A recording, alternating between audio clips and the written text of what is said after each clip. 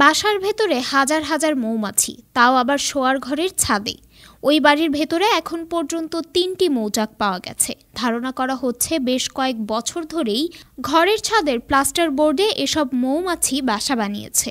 মৌচাকে রয়েছে প্রায় ১,৮০,০০০ মৌমাছি।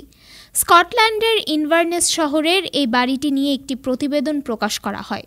বাড়িটির মালিকের নাতি জানান, অনেকদিন ধরেই রাতের বেলায় ঘরের ভেতর তারা গুনগুন শব্দ শুনতে পাচ্ছিলেন।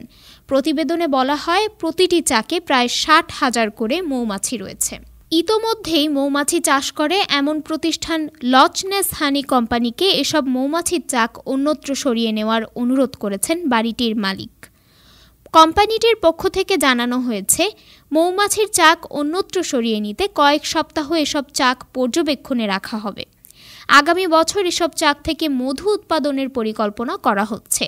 সামাজিক যোগাযোগের মাধ্যমে এসব মৌচাকের একটি ভিডিও পোস্ট করেছে লচ নেস হানি কোম্পানি।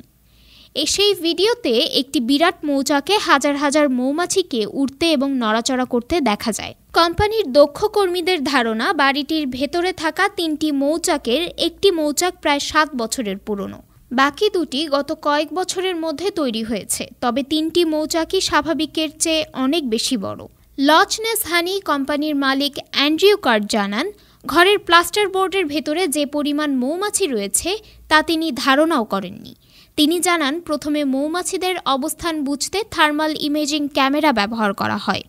এর মধ্যে মৌমাছির সঠিক অবস্থান শনাক্তের ব্যাপারে একটা ধারণা পাওয়া যায়। এরপর প্লাস্টার বোর্ড খোলার কাজ শুরু করা হয়।